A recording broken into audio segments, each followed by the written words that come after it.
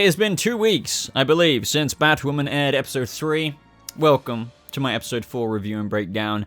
And today's episode, you know, it was okay. I'm not gonna lie to anyone. This isn't me hating it, you know. It's just, I thought it was okay. But what I do feel like it did well, you know, is that we're diving a little bit more into Ryan Wilder. We got a few flashbacks with her past and the what they call her, the something candy lady. God, that woman was annoying. But also we had some interesting updates with Safire, Alice. It looks like Alice could actually, and I've been wondering about this for quite a while now, that Alice may actually have, well, at least it's inferred to me, a love interest, or a love interest from the past coming to the present day. And yeah, it's got to be weird to see Alice potentially all in a romance, but we'll get to that. We got some subtle setup for Black Mask, and that's from the Candy Lady herself. We got another reference to Jack Napier's Joker, and yeah, let's just get into this. So one thing I do want to say is Ryan Wilder, Javicia Leslie's Batwoman, is still miles better than Ruby Rose's Kate Kane. I get some of you out there still kind of think and only want Kate Kane to be the Batwoman of the Batwoman show. I completely understand that,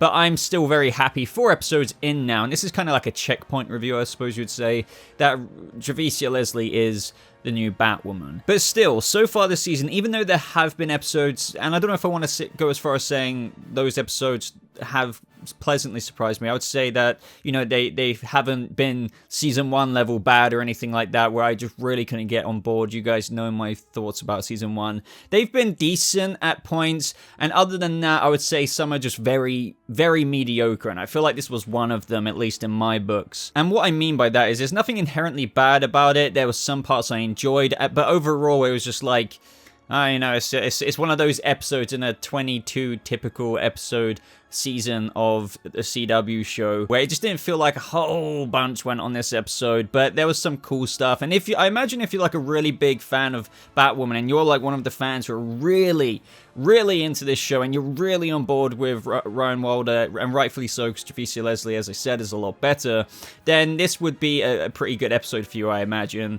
But other than a couple of things, you know, like the Alice thing that I mentioned with Ocean and Ryan's ex coming back, it just feels like I'm still not invested in Batwoman. Like, I'm just still not, and I'm really trying. And that is why I've still persisted to make these reviews, you know, up until episode 4 now, because I'm still a big DC Comics fan. I love the Bat family. This is obviously a show with many, well, it's set in Gotham. It's got Luke Fox, the son of Lucius Fox, in it. It's got, well, Batwoman in it, so, you know, of course I'm gonna talk about it. But yeah, I would be lying to you if I said I wasn't still struggling when I'm watching the episode to really feel compelled to watch anymore. And that is fine. I mean, a lot of people have different opinions on network television, you know, where they really enjoy lots of episodes, but for me, it still kind of maintains the dragged out storylines. Not too much happens each and every episode to keep you engaged long enough, but there are still parts I'm enjoying about Batwoman that I'm going to get into in this video. Don't get me wrong.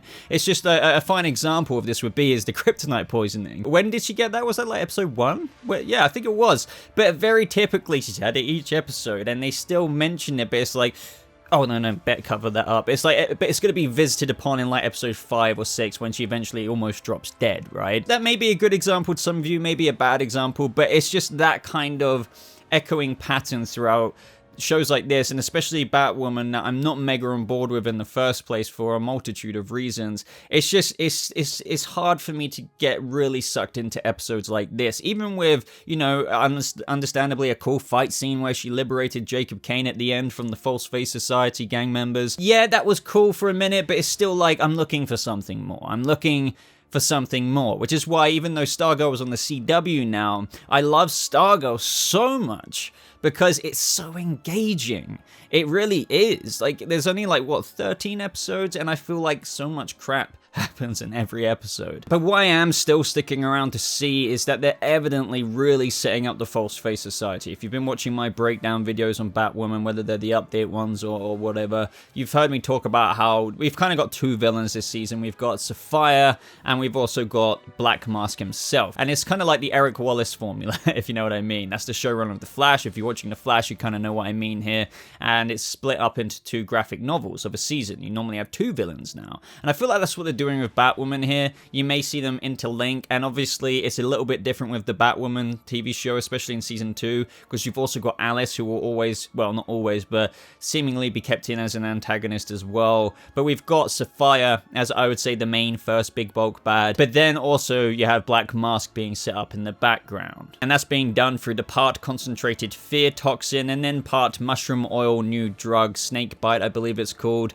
And obviously it's very relevant to Ryan Wilder's story with a history of being wrongfully convicted, I believe, to do with drugs. And not only that, she's Batwoman as well, of course. She's got to want to clean up the city, and she's got to run into Black Mask, and that's going to be an interesting story, I think. I'm actually very, very low-key looking forward to that, because I'm really hoping with the multiple villains they've got with Alice and then Safire, that the Black Mask, especially in this canon, this story, lore of the Batwoman universe, he hasn't been around before in Batman times. He's newly being established in this show as Batwoman's villain, and yeah, I'm just intrigued to see what look the CW gives him. I really hope it's not gonna have the same effort that they put into Hush, where his mask was literally like a paper mache freaking helmet. It was, you know, with bandages just wrapped around it, but it wasn't really bandages. Do you know what I mean? All you need to do, guys, is just make a mask. Make a black mask, make it look good.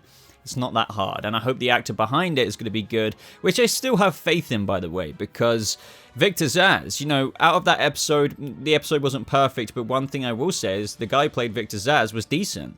It was comic accurate, he had fun with it, it didn't remotely cringe me out in any way, he was fun, he was Victor Zsasz, and so, you know, I'm still looking forward to, and I still have faith in what is coming, and, you know, the teasers that we got in this episode, for example, when Ryan in this episode got kidnapped again by the candy lady, and by the way, they're still doing scenes where those 2 guys just came from the sides of her, like they're not assassins, they're gang members or whatever. How did she not see that? But of course, the typical formulaic approach is to just put the camera really close to the character and then those guys just suddenly appear as if they were there. But really, imagine standing there, I'm talking to you, and 2 people coming to me from the side, even if it's nighttime. I would see you!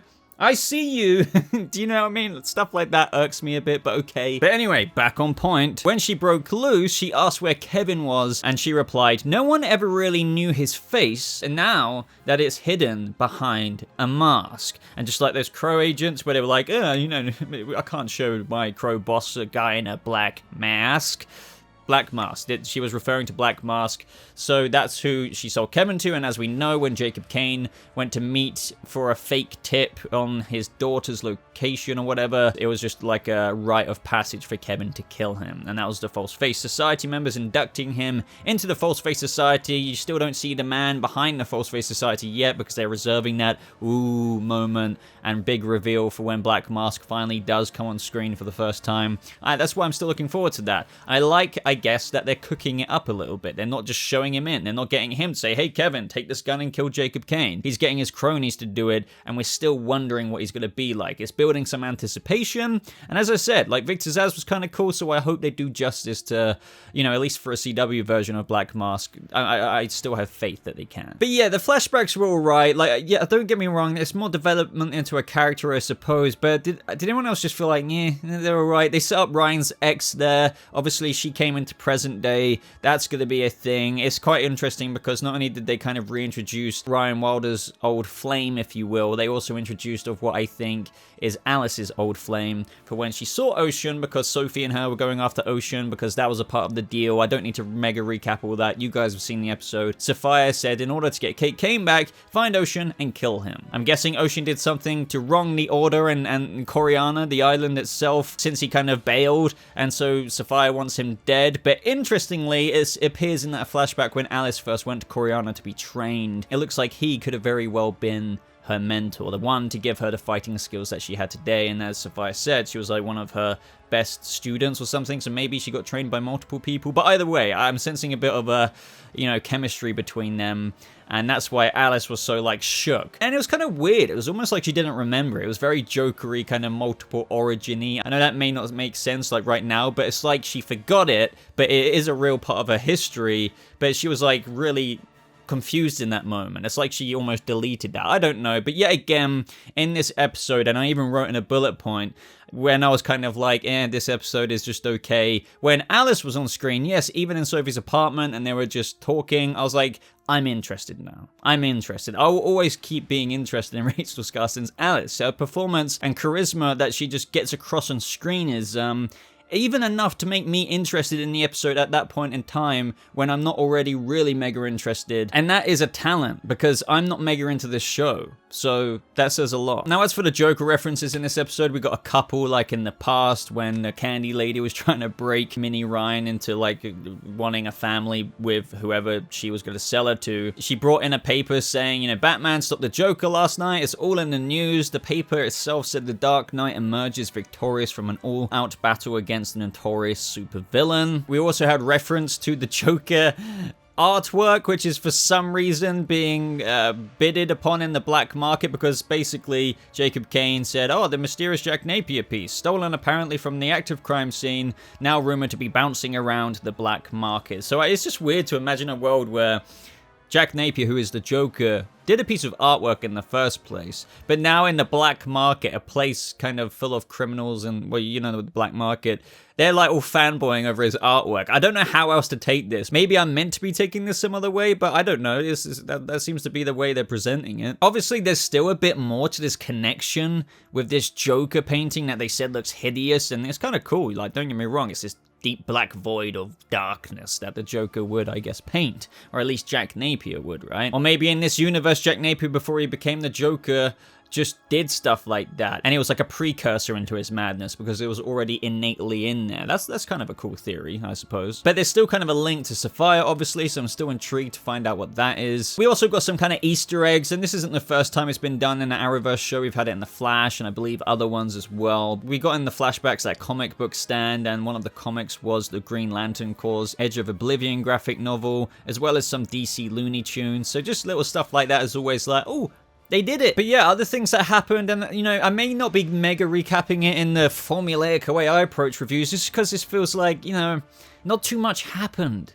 So it's just, jumping to the chase. Ryan is now moved into Mary's place. They're going to have, I kind of like that, believe it or not. I really like Mary this season. She's a lot more interesting to me. So I kind of like that these two are going to hang out. I believe they work together well on screens. We still have the storyline of Kate being searched for by Jacob, as I mentioned earlier, with the $1 million reward for, some kind of information. But we all ultimately know that's not really going to go anywhere.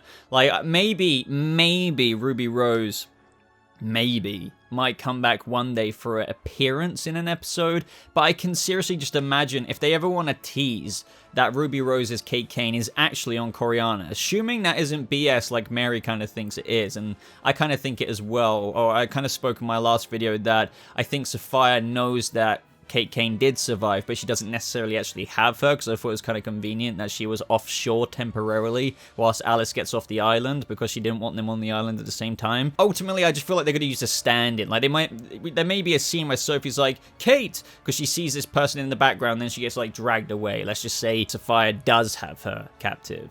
I just don't feel like we're going to get her back. I could be wrong. I'm not saying, we're never getting Ruby Rose back, but she was pretty done with the show. We're still not mega clear as to why, concretely. Concretely, there seems to be a bit of shady stuff going on there in several different directions behind the scenes. And I just don't know what they're going to do with this storyline ultimately, but except for drag it out throughout the seasons, like season 3 and stuff, unless eventually they do actually present her, but not totally in the light, and they choose a stand-in, similar to what we saw earlier this season when Ryan Wilder remembered when she saw Batwoman, Kate Kane's Batwoman. I feel like they might do something like that just to kind of develop the story as to where she gets transported to next, or something like that. I don't know. But other than that, ladies and gentlemen, I just wanted to give my generalized thoughts today, because I didn't feel like there was too much to sink my teeth into other than blabber about a few things. As for future Batwoman reviews, I may very well review next week's episode, because I'm going to be watching anyway, but I might put my efforts into making other type of content on a Monday instead of a Batwoman review, but I will review the show or do a kind of discussion video breakdown on when something significant happens, because I'm just not mega insanely subscribed to this show. I know regardless of whether I'm into it or not, a lot of you still really enjoy watching my thoughts, no matter what way I kind of land on an episode. But unless I'm really going to enjoy the next couple of episodes, I'm going to kind of do what I did last season and maybe do a mid-season review if nothing interesting, massively interesting happens up until then. Or just keep doing breakdown and review videos as of when I think, okay, I want to talk about this. Batwoman just did something where it's like, damn, this was interesting. They revealed Black Mask, so I'm going to break down this episode. So don't be surprised if you see a review next week, but I'm just letting you know I'm kind of at the point where it's like, yeah. I don't want anyone to take that the wrong way, because this is better than season 1, but it's still just not a great show in my opinion, and I'm just not that invested in it. So what are your thoughts, guys? Do you love this show? Like, give me your thoughts about this episode, of course, and what I discussed, but 4 episodes in, maybe some of you are going to say to me, Boba, this is still way too soon to call the verdict on it. I'm not still really doing that. That's why I said I'm still going to probably make videos on it. I'm not saying like last year, I'm done with it. I'm not going to make another video. I will make another video on it. But like 4 episodes in, this show is still like Batwoman. It's still the formulaic approach they had for season 1. Just like the reviews that came out about episode 1, 2, and 3 before it actually got released publicly. People were saying, oh, you know, Batwoman season 2 did this.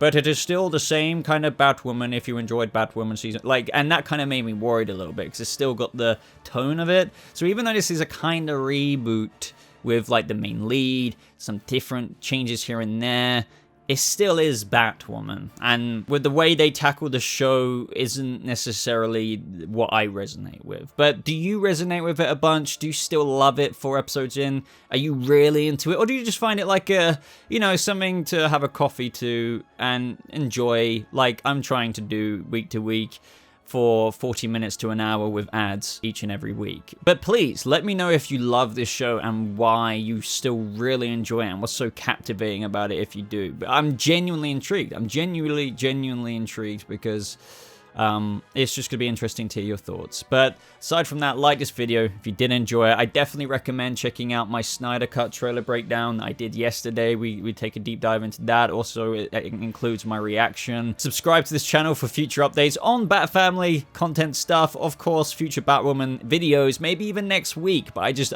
don't know what's really going to go on with that. I just wanted to put, I guess, a little foreshadowing if I don't do a video in this video, if that makes sense. I encourage you guys to follow me on Twitter. My Twitter handle and other social media links are in a top pinned comment, as well as a link to my Discord server. But thank you so much for watching. I hope you all have a lovely rest of your day, and I'll see you, Bat Family, in the next video.